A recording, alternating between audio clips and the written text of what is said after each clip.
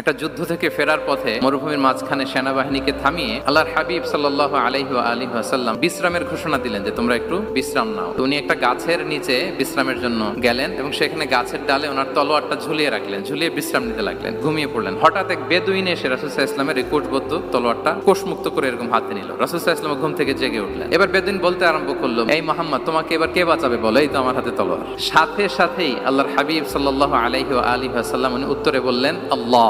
কোনো চিন্তা ভাবনা নাই যে ওরে আঘাত করা যায় কিনা পাল্টা, বা কোনোভাবে ওর কনফিডেন্স ডাউন করা যায় কিনা, কোনো দিকে না তাকিয়ে কি বললেন? আল্লাহ। সব সময় তিনি আল্লাহ কেন্দ্রিক ছিলেন। গায়ে সাউরে যখন আল্লাহ রাসূল সাল্লাল্লাহু আলাইহি ওয়াসাল্লাম এবং আবু বকর রাদিয়াল্লাহু তাআলা আনহু ওনারা আশ্রয় নিয়েছিলেন রাত্রিবেলায়, কুরাইশরা যখন খুঁজতেছিল, আবু বকর রাদিয়াল্লাহু তাআলা আনহু বলেন যে কুরাইশদের পা দেখা যাচ্ছে, ওরা যে হেঁটে যাচ্ছে, একটু উকি মারলে আমাদেরকে দেখা যায়। রাসূল সাল্লাল্লাহু আলাইহি ওয়াসাল্লাম আবু বকর রাদিয়াল্লাহু তাআলা আনহুকে বলেন যে আবু বকর, চিন্তা করো না, লা তাহসান, ইন্নাল্লাহা মা'ানা। আবু বকর, চিন্তা করো না, আল্লাহ আমাদের সাথে আছেন। সুবহানাল্লাহ।